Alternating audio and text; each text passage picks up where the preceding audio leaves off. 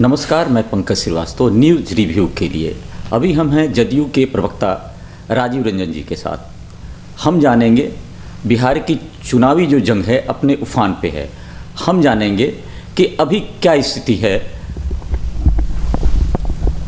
देखिए, बिहार के चुनाव में जो 15 वर्षों के दौरान जो सबसे बड़ी ज़मीनी सच्चाई है, बिहार के लोकप्रिय मुख्यमंत्री नीतीश कुमार जी के इर्द गिर्द बिहार की राजनीति केंद्रित है। विपक्ष के नेताओं को उन पर हमला करके सुर्खियों में कुछ जगह भले ही मिल जाए, लेकिन जनता के दिलों पर आज भी नीतीश कुमार जी का ही अधिकार दिखता है, उनका राज है और लोग उनको पसंद करते हैं, अपना आशीर्वाद देते हैं। सर, सवाल है कि 15 साल तक, कमोबेश 15 साल तक आप लोगों ने राज किया, बावजूद इसके आज भी सुशासन बनाम जंगल राज की बात क्यों हो रही है? कोई आवश्यकता नहीं जंगल राज की बात कहने की, लोग तो ऐसे भी जानते हैं जंगल राज क्या है। जी, फिर याद दिलाने के क्या नहीं, लोगों को याद हम कहाँ कराते हैं, लोग तो ऐसे भी जानते हैं।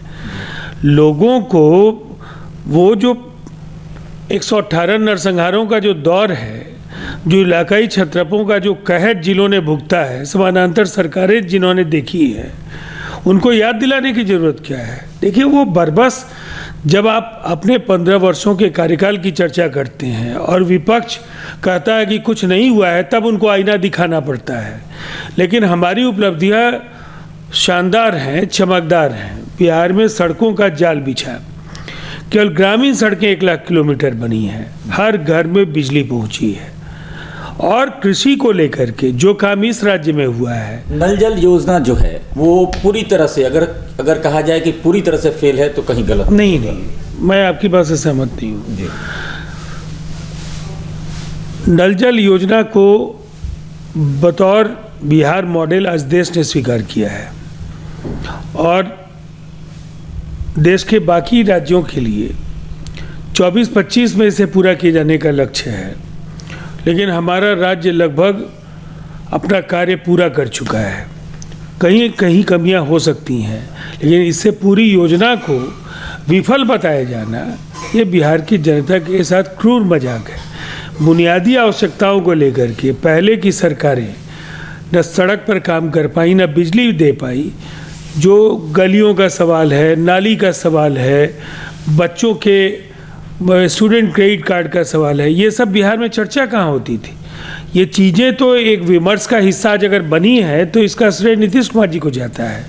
और आने वाले 5 वर्षों में हर खेत को पानी, मेगा स्किल सेंटर, जो प्रदूषण मुक्त शहर और गांव बनाने का जो हमारा संकल्प है, इससे कहीं ना कहीं बिहार को लेकर के जो कुछ कार्य अधूरे हैं वो भी पूरे होंगे, और इसीलिए कोई मुकाबला नहीं। रोजगार मुद्दा क्यों नहीं बन रहा है? क्योंकि रोजगार, जैसे कि अभी लॉकडाउन के दरमियान तकरीबन 36 लाख लोग वापस आए। किन परिस्थितियों में वापस आए आप भी जानते हैं, हम भी जानते हैं।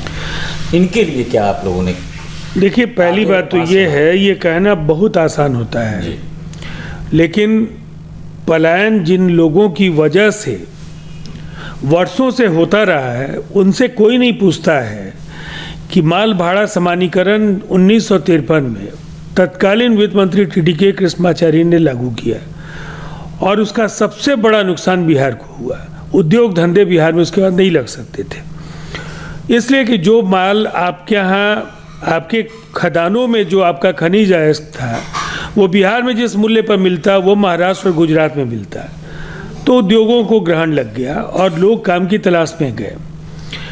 और उसके बाद 15 वर्षों का लालू जी का कार्यकाल आ गया। उद्योग जो बचे थे वो उनके शटर गिरने लगे, उद्योगपति भाग रहे थे।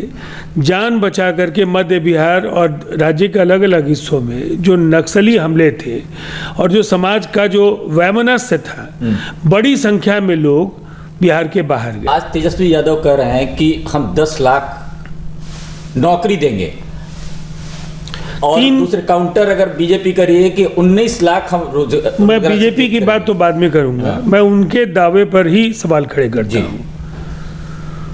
सबसे पहले उनके 18 महीनों का कार्यकाल है, जिसमें बतौर उप मुख्यमंत्री और उनके दल के अनेक मंत्री बने।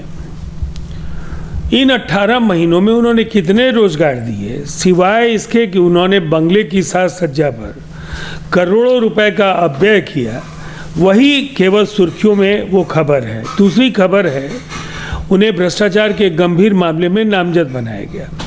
इसके पहले लालू जी का कार्यकाल है, जिस समय वो रेल मंत्री थे और गैंगमैन की नौकरी के लिए जमीनें लिखवाई गई और उन्होंने तो अपने सगे भाई को भी नहीं बख्शा जी। उसके पहले के 15 साल में, जिसको आप जो नाम देना चाहें, जनता जानती है उस राज का नाम क्या था जी।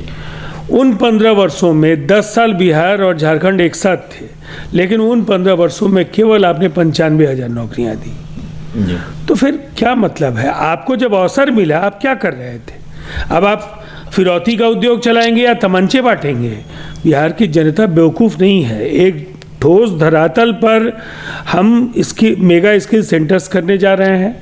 बिहार में कृषि को लेकर के 65 पैसे प्रति यूनिट बिजली देंगे और एक खेतों को पानी के साथ साथ डेडिकेटेड फीडर बिजली के लिए, एग्रीकल्चर के लिए दिया जा रहा है। बहुत बड़े पैमाने पर कृषि आधारित उद्योगों की स्थापना होगी। न केवल कामगार, पेशेवरों की भी बड़ी संख्या में नियुक्ति और उनके यहाँ पदस्थापना की गुंजाइश बनेगी।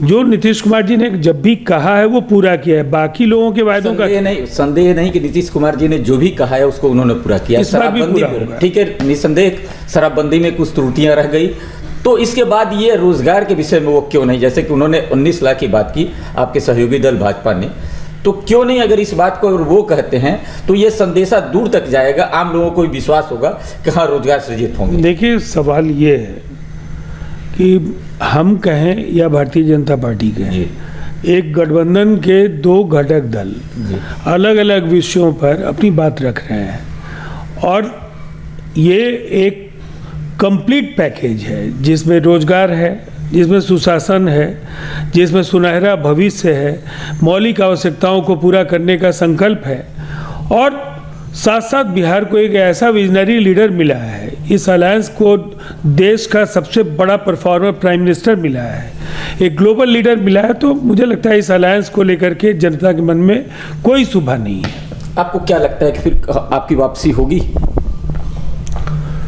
वापसी ही नहीं होगी। प्रचंड जनादेश के साथ नीतीश कुमार जी के नेतृत्व में अगली सरकार बनेगी।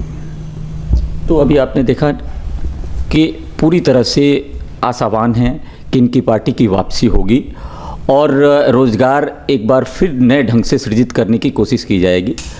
और बिजली के विषय में उन्होंने जिस तरह से बताया कि खेतों में बिजली पहुंचेगी और उनका भी गुणात्मक सुधार होगा। मैं पंकज कुमार श्रीवास्तव, दीनानाथ शर्मा के साथ, पटना।